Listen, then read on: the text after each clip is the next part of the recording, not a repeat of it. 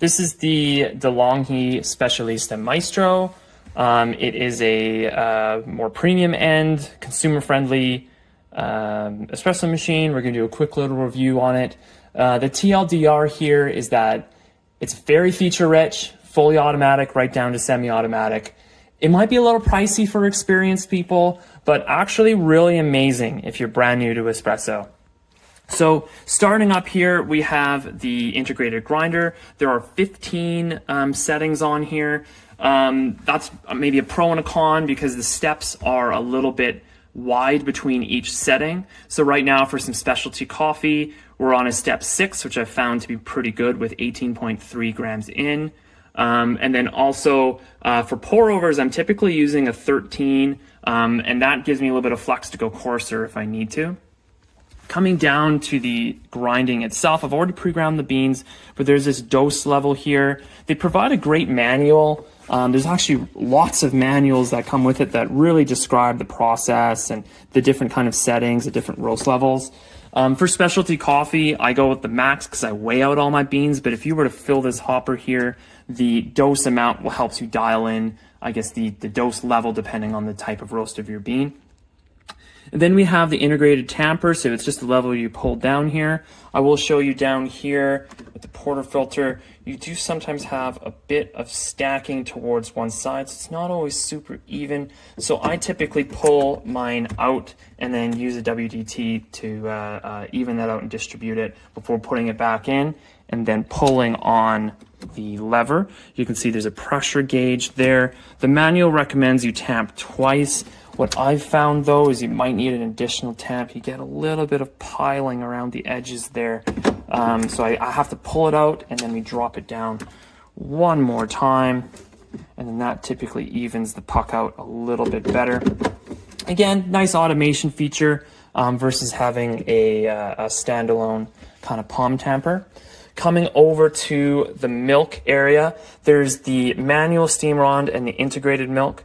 I typically go manual because manual is always better, but the integrated automatic machine is pretty good for automatic if you've ever used it at an office or a hotel or an airport lounge. I would say this does it a lot better than any of those kind of commercial machines. You have a knob here to play with the adjustments, but I typically go manual. The manual is pretty good. It's a single hole on this machine. I would say the Breville is maybe a little bit better, but this one's probably runs a little bit hotter.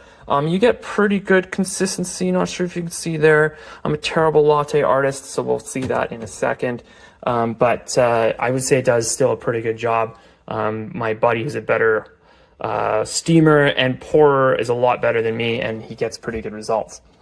So let's dive into making the espresso. You have the wheel here for the drinks. If you're going automatic, that's what the flat white and latte and cappuccino for. For espresso, you just leave it on espresso. And then quick comment, the espresso cool and the cold brew. These are the most underrated features of this machine.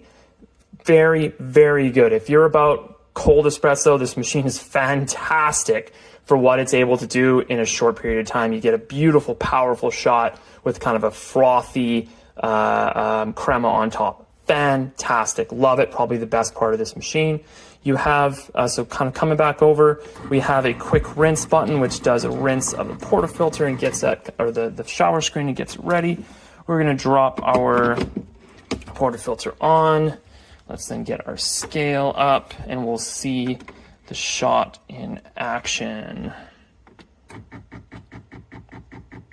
You have a nice pressure gauge. This is good to monitor if you don't have a scale. If you're going to be using the dosing settings, you might not have a scale. These are some newer beans that we have, and we should hopefully get a nice high pressure.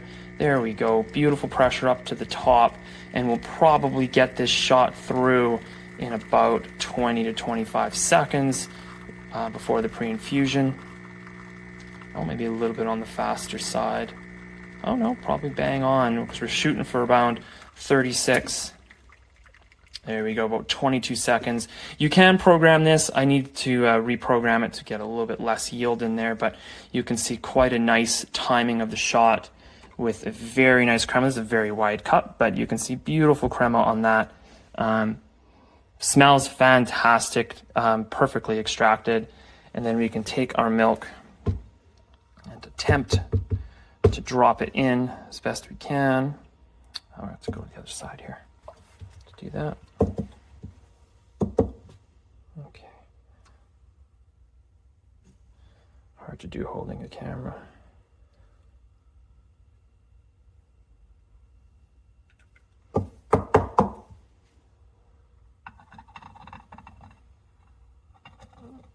Hard to do.